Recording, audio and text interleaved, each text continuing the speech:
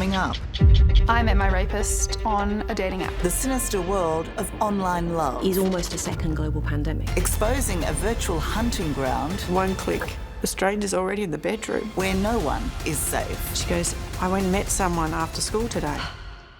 He wasn't a 15-year-old boy at all. That's next on 60 Minutes. It used to be relatively easy. When love was in the air, those lucky enough to be touched by it simply got on with working out its wonder. Now, though, love is just as likely to be searched for on a computer or smartphone. And while there are many, many success stories, this is not one of them. And that's because online matchmaking has been well and truly hijacked by evil. Internet dating has led to an unprecedented rise in sexual violence, a wave of crime so extensive and so serious, experts are likening it to a second global pandemic. And a warning, this story is confronting.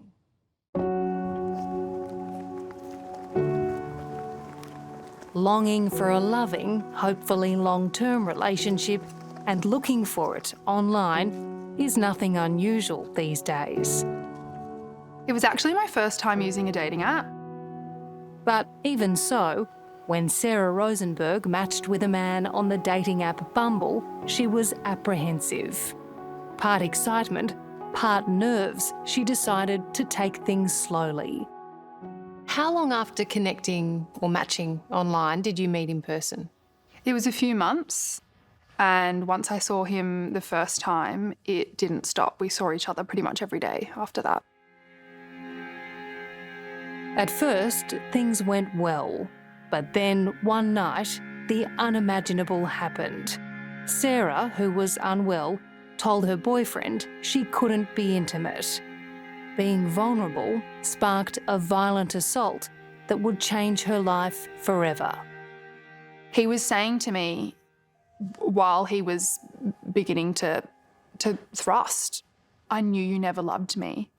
I knew you were thinking about other boys when you were with me. I started kicking my legs and trying to get some leverage and pull him off me. The details are confronting, and it gets worse. It started escalating until I was screaming in his ear, stop. And then he put his hand around my throat and he used my neck as leverage. So he was choking you while he was raping you? Yeah. And I was pulling and pulling, and finally he let go. And I remember just gasping for breath. And he reached beside my head and grabbed a pillow. And he slammed it on my face, pressed his hands down, and smoothed it really tight and pushed. And I remember when he was done, he let go, and I just crumpled. Sarah is incredibly brave to speak out. Sadly, she's one of a growing number of people experiencing sexual violence after meeting someone on a dating app. The Australian Institute of Criminology surveyed 10,000 people, and a staggering 74% had been on the receiving end of sexual violence, either online or in person. That's 3 out of 4 users. I think it's bigger than we could imagine. This is causing harm to emotional, to mental health, to physical well-being at a scale that I don't think we could have ever predicted, and that most people, professionals, parents, caregivers, are unaware of. Doctors Joanna Tully and Janine Rouse are forensic specialists. For the past decade, they've been treating a growing register of sex crime victims who met their offenders online. It seemed to me that these victims had an added complexity to their sexual assaults. Like there was an added layer of shame and stigma. Shame that they had swiped right on the person that would eventually sexually assault them. And just this difficulty reconciling the violent sexual assault that happened with the charming online persona of that person beforehand. They felt they really knew them. Young single mum B was ready for a new start when she started scrolling the apps. What were you looking for? Love. Yeah, probably desperately looking for love. She met up with her offender just hours after matching online. B was hoping for romance, but he had other ideas. I was having a weekend away from my home with family, so I thought I'd meet up with someone, you know, close by. He was handsome, he had a job, the conversation was pretty normal, flowed. He didn't seem to mind that I was a mother. He looked safe. At what point did you start to feel uncomfortable? When he wanted to hook up, kiss, I let that happen, and I sort of wanted to end it there. But he wanted more, in the car, in public, in the car park. And I said no.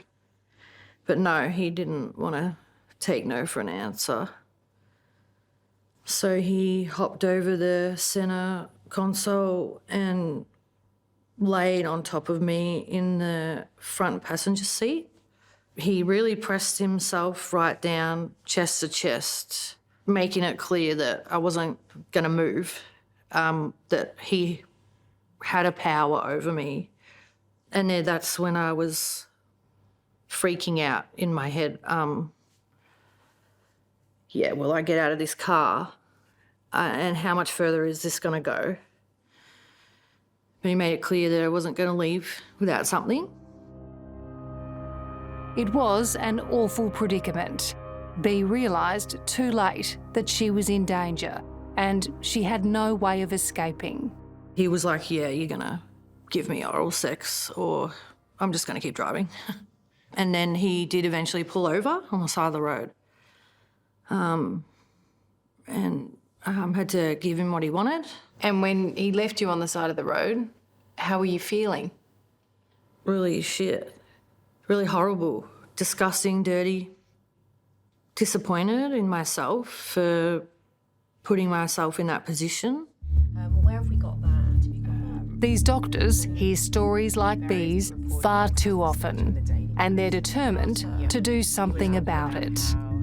What do you see, assuming you see the very worst cases of users of these sites who end up in your clinics? There are cases, for example, now, multiple cases where victims have gone to meet someone in real life and it's not just that person that was there. They've invited multiple other buddies and the victim is sexually assaulted by multiple people. There are other cases where the victim might go to the offender's house and think that things are going to be fairly relaxed and they're going to have a meal, etc.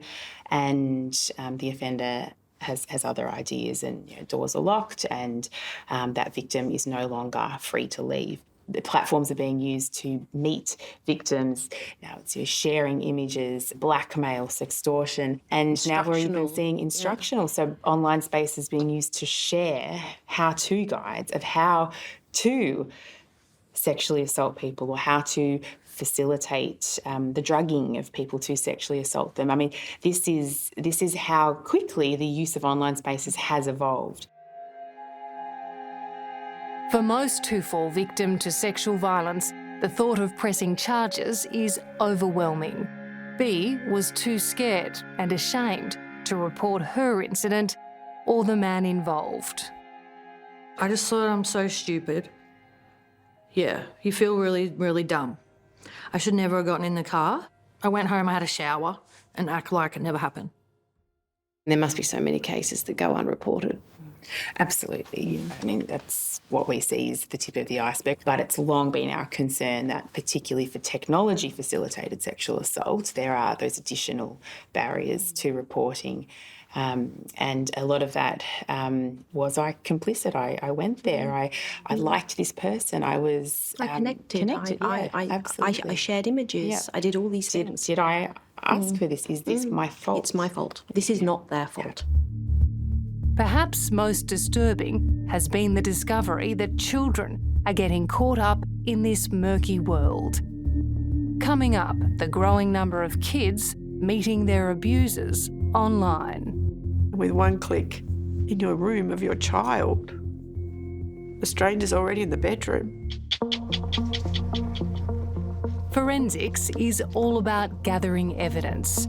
As a specialist in child sexual assault cases, This is where Dr. Joanna Tully does some of her toughest but most important work. And alarmingly, she's seeing an increasing number of underage victims who have been active on dating and social media sites. So how many of your assaults would have some connection to an online site? So in our data, of the children that came to us reporting a technology-facilitated sexual assault, 50% of those had met their offender using Snapchat. 50%. That's a huge number. And it's not just social media. Dr. Tully says children are accessing adult dating sites, and the consequences are dire. You could argue that what we are encountering here is almost a second global pandemic of the 21st century in terms of the sheer scale of child abuse and exploitation in the online space. It's a terrifying reality Mum Alison has lived since her daughter accepted a friend request from a boy who said he was 15 on the messaging service Snapchat 4 years ago. Her daughter was looking for friendship. They chatted for just 5 days, then agreed to meet up at a train station where she was lured into a toilet cubicle. What happened next was swift and brutal. He was actually 19. He wasn't a 15-year-old boy at all. And he goes, "We need to find a room." And she's like, "What?" And then he let her into the cubicle and she froze. He stood between her and the door of the cubicle and he asked her to give him oral sex. He asked her to let him have anal sex with her and also vaginal sex. And he took photos throughout, getting her, and he knew exactly what he wanted. Traumatised, alone and still in shock, the teenager made her way home. And she went to her room. So I followed her. Said, "What happened?" She said, nothing. I just need to have a shower. I just need to have a shower. And I was like, "Oh." And then it came out in the next couple of minutes that she'd been raped at a train station by someone she'd met online. And she said, "I need to have a shower." And I said, "Well, I'm really sorry, darling, but you can't. You can't have a shower."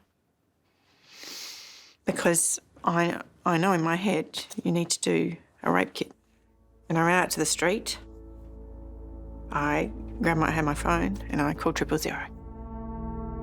Police went to the toilet cubicle. They collected evidence, then tracked down the man responsible. But under the consent laws at the time, he couldn't be charged. Because she didn't fight, because she didn't verbally say no, they said they can't press charges. He got off scot-free. He got interviewed. He said, "Yep, I did all of that." He didn't deny any of it. People put a lot of money into having security for their house, and locks and doors and cameras to keep people out. You don't realise that a device in a bedroom has already let the entire world in, and with one click in your room of your child, the stranger's already in the bedroom. It's one of the toughest areas for law enforcement, and no one knows that better than Superintendent Jane Doherty. As Chief of the New South Wales Sex Crimes Unit, she and her team see the very worst of humanity, and much of it is now presenting online. In my 34 years of policing, you think you've seen it all, and then you see something else. Unfortunately, there are bad actors everywhere, whether that's in the real world or the online world. And it's about us and everyone, the community, the dating apps, the e-safety, the police, everyone working together to make it as safe as we can. And one of the biggest ways we can do that is protecting ourselves and our children by educating ourselves. Being aware of things like mothers that are on dating sites. Don't tell people about your kids at the start, because we do have offenders that will start a relationship with a single mother. She thinks it's to have a romantic relationship with her, but it's actually about getting access to their kids. So it's about making ourselves aware, protecting ourselves and putting up that little bit of a shield. To make dating apps safer, Australia has a new code of conduct which came into force last month. It's a world first and requires the apps to keep a firm eye on users, making reporting easier and banning offenders. It sounds like a good step, but here's the catch. For the app companies, it's voluntary. The bottom line is there is nothing to stop a rapist or a domestic violence offender from jumping on any dating app, matching with any woman or man, and repeating that behaviour. And that's where the code of conduct for the apps comes in that once they're reported to them, they have certain obligations. In terms of enforcement, though, that code is pretty toothless, isn't it? Well, it's more than we had previously, and the E-Safety Commissioner are continuing to work to strengthen their powers in relation to those. I mean, surely there could be a screening process where if you are an offender, there's got to be a red flag to let other people on those sites know. We welcome all of these changes and we work closely with E-Safety so that we make sure that we're all moving in the same direction. It's hardly surprising that a growing number of Australians are moving in an entirely different direction. Disenchantment with the online experience has revived in-person matchmaking. What are you looking for tonight? I think the same thing everyone that's here is looking for, really, just a significant other, something meaningful, someone to share your life with, really. Make sure your name tag is clearly visible throughout the night so your daters know who they're dating. Here. Tonight, 26 strangers are meeting at a Sydney bar, hoping to form a connection. And there's not a smartphone in sight.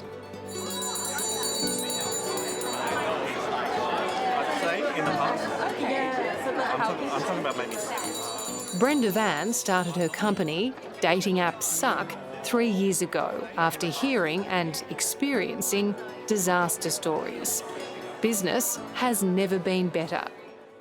What do your events offer that the apps don't? I would personally say it's that human element. So with apps, everything's been very digitised, everything has paywalls behind it. They've gamed the system of dating in order to make money. What sort of stories do your users tell you about bad experiences? Oh, too many to count. Women don't feel safe. Women don't feel like they want to use the apps anymore. It's not trusted. We don't know who the guys are. Are the apps about looking for love or looking for sex? I think it's both. I think it gets the lines are so blurred in there. There's people looking for love, there's people looking for sex, and I found the biggest challenge is for the people looking for love to find the other people looking for love. Sarah Rosenberg thought she'd found love on an app, but ended up in a harrowing court process after reporting that the man she met online had violently raped her. Was he charged? He was charged. Over your assault? He was charged with 2 counts of rape, 2 of suffocation and 2 of strangling. Ultimately, Sarah didn't get the justice she so desperately wanted. He was found not guilty on all 6 counts. A trial scheduled for 1 month was collapsed in 7 days. It really felt like a farce. Like, why are we even pretending rape is a crime if this was going to happen? And next time, maybe he'll have a knife and the girl won't be so lucky and there'll be really different charges that he's up for. Would that be okay? Alison and her husband Rian tell us their daughter has come a long way since her attack. Now 21, she's working as a nurse in the public health system. She's doing a great job, but it's been a bit of a hard climb. It's been a really hard climb. These women have survived the very worst modern technology has to offer. A space that's evolving at an alarming pace with clearly inadequate protections. The challenge for us all is to get ahead of it. How do you approach the apps now, given your experience? What would be your advice for other users? Trust your gut. Talk to your friends. The onus shouldn't be on us to have to do that, though. You should be able to trust that these people that are being offered up to you on apps are who they say they are. Remember, if you or anyone you know is a victim of sexual violence, help is available. Call 1-800-RESPECT, which is 1-800-737-732. Hello, I'm Amelia Adams. Thanks for watching 60 Minutes Australia. Subscribe to our channel now for brand new stories and exclusive clips every week. And don't miss out on our extra minute segments and full episodes of 60 Minutes on 9now.com.au and the 9Now app.